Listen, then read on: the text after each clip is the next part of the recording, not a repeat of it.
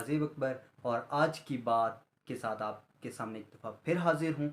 और हमारी आज की बात है पीडीएम के दावे और उनकी कारकर्दगी। ये बात तो हम सभी जानते हैं कि हम पे 70 साल से जो भी हुकूमत मुसल्लत हुई उसके दावे हुकूमत में आने से पहले कुछ और होते हैं और वो डिलीवर कुछ और करते हैं।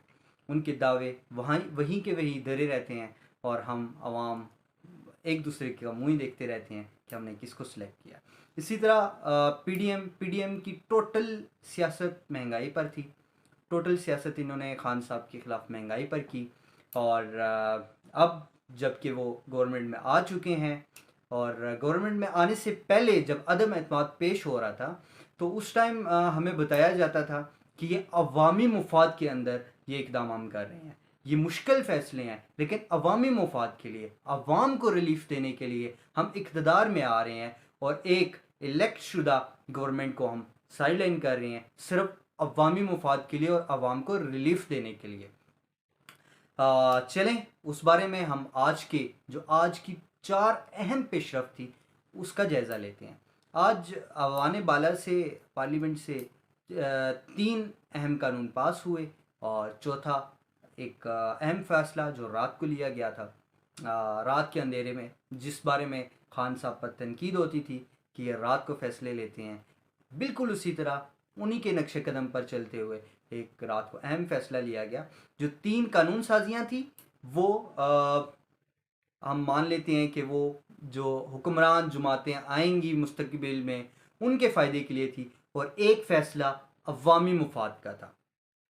जो 3 फ़ैसले, 3 अहम कानून साजियाँ की गई, उनमें एक नैब तरमीम, ईवीएम मशीन के बारे में जो तरमीम हुई और ओवरसीज़ पाकिस्तानीज़ का वोटिंग का हक। और ये 3 हो गई जो हमारी कमिंग फ्यूचर में जो हमारी इक़्तिदार में जो भी पार्टी आएगी उसके फ़ायदे के लिए। और चौथा जो फ़ैसला अवामी मुफाद में लिया गया वो है पेट्रोल प्राइसेस। अब इनकी थोड़ी सी मैं तशरीह कर देता हूँ। नैब इस्लाहात, सबसे पहले हम नैब इस्लाहात पे आते हैं। नैब इस्लाहात में किया गया है जी, सबसे पहला रिमांड 90 दिन से कम करके 14 दिन कर दिया गया। अब ये कौन सा अवामी मुफाद है, ये मेरी समझ से बालातर है।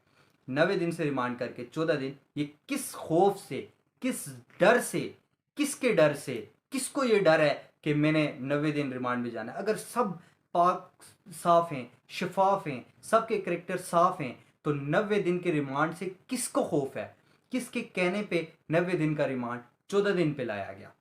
और इसके बाद नैब पे जो बहुत ही खुफिया किस्म का डाका डाला गया वो ये है कि नैब 5 साल से पुरानी जितनी भी ट्रांजैक्शंस होंगी उन पे हाथ नहीं डाल सकता।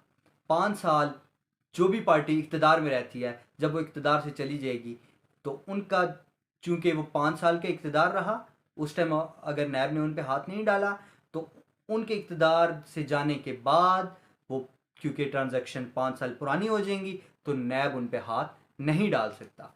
तो नैब अब एक खाली खड़ा हुआ स्ट्रक्चर रह गया, इसके अलावा कुछ भी नहीं, क्योंकि ये ऐसी तरमीम कर दी गई हैं, नैब के हाथ बांध दिए गए हैं कि अब नैब किसी भी सियासतदान पर हाथ नहीं डाल सकता।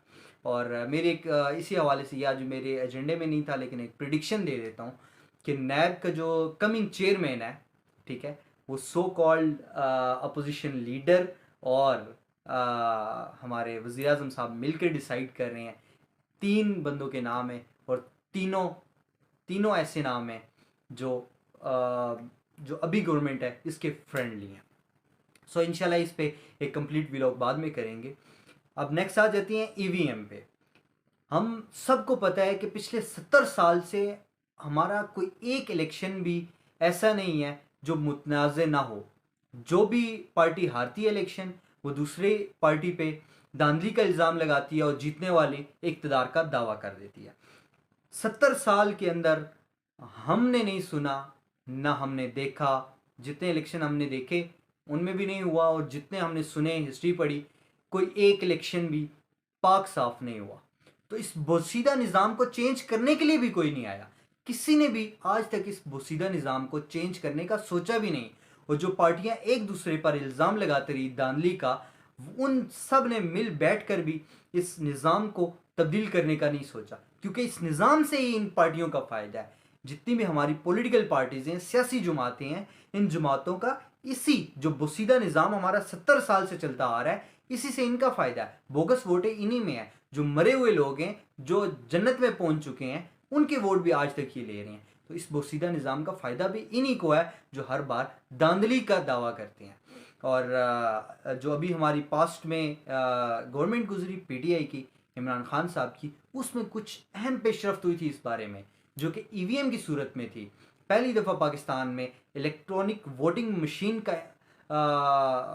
प्रपोज़ल पेश किया गया, और वो पेश की गई कि इसमें आप बायोमेट्रिक के ज़रिए आप वोट कास्ट करें।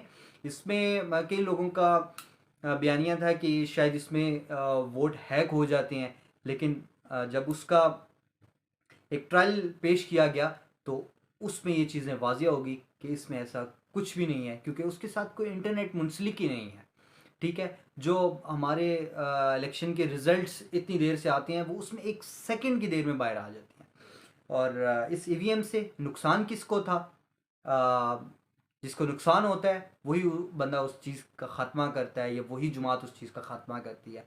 सो आज पीडीएम जो एक मुत्तहिदा जमातें खान साहब के ख़िलाफ़ खड़ी हुई और आज इक़्तिदार में है, उन्होंने आज उस ईवीएम का भी सफाया कर दिया और उसमें तरमीम करके उसी बोसीदा निज़ाम में हम सब को दोबारा से एक दफ़ा फेंक दिया है और धकेल दिया गया है, जिसका डिंडोरा हम पिछले 70 साल से, जिसका डोल हमारे गले में है और हम उसे पीटे जा रहे हैं, और इंशाल्लाह हम अगली दफ़ा भी उसी को पीटते रहेंगे। नेक्स्ट आ जाती हैं, गवर्नमेंट में आने से पहले हर जुमात ओवरसीज़ पाकिस्तानियों से एक वादा करती है कि हम आपको आपका हक दिलवाएंगे, आपके हकूक़ आपको दिलवाएंगे।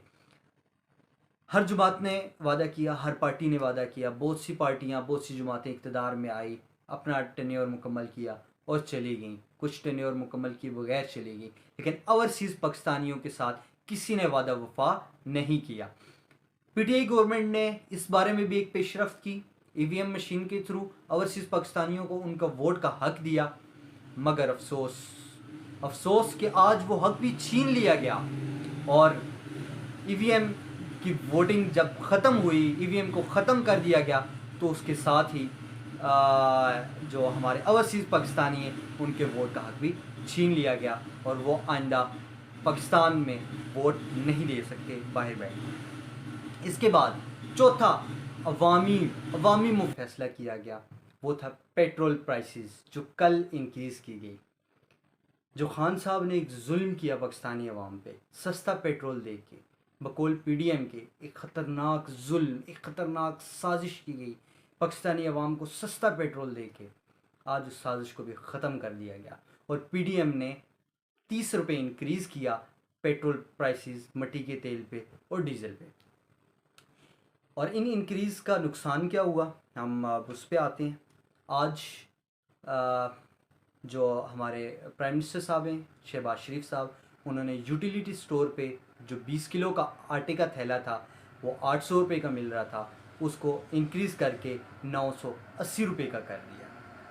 इसके बाद इलेक्ट्रिसिटी जो 4 दफ़ा महंगी हो चुकी है, वो अब पर यूनिट 7 रुपये मज़ीद इंक्रीज़ की जा रही है अगले 2 से 3 दिनों में।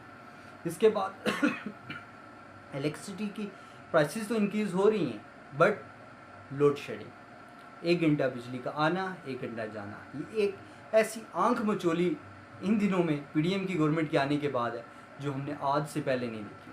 आज से पहले मतलब 5 साल में इतनी बदतरीन लोड शेडिंग हमने नहीं देखी, और जो कि इस दौर में अभी शुरू हुई है। इसके बाद अब बयानिए पे आ जाती हैं, पीडीएम के बयानियाँ।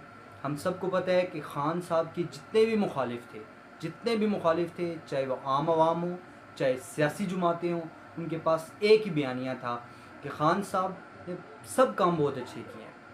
खान साहब ने कश्मीर का केस बहुत अच्छे तरीके से लड़ा, इस्लामोफोबिया का केस बहुत अच्छे तरीके से लड़ा। खान साहब ने पाकिस्तान के बयानिए को, टूरिज़म को फ़रोग दिया। लेकिन खान साहब एक ही खामी है कि महंगाई, सिर्फ महंगाई। एक ही खान साहब खान साहब एक ही प्रॉब्लम है, महंगाई, जो कि इस गवर्नमेंट, जो भी पीडीएम की गवर्नमेंट है, इसके आने के बाद मज़ीद इंक्रीज़ हो चुकी है, बहुत हद तक इंक्रीज़ हो चुकी है। पेट्रोल प्राइसेस, आटा, घी, चीनी, दालें, मुर्गी, ब्रायलर मुर्गी, जो तो कारोबार किसका है वो आप लोगों को पता है, हर चीज़ में इंक्रीज़ कर दिया गया है।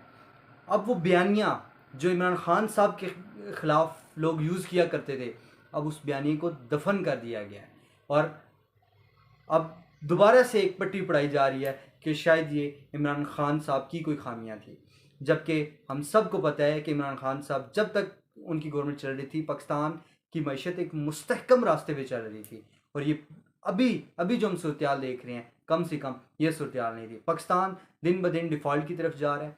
जो अभी मुश्किलात इस गवर्नमेंट को थी, ये एक दफ़ा खान साहब के दौर में भी आई। खान साहब को कहा गया 30 रुपये इंक्रीज़ करें पेट्रोल में, तब हम आपको जो आपकी किस्त है IMF की वो जारी करेंगे। खान साहब ने, यही होता है ना जब आप किसी को रिप्रेजेंट करने जाते हैं, खान साहब ने, वो जो खान साहब की टीम गई वहाँ पर, उन्होंने उनको कायल किया इस बात पे। पेट्रोल प्राइसेस भी इंक्रीज़ नहीं हुई और हमारी जो किस्त है IMF की वो भी जारी होगी।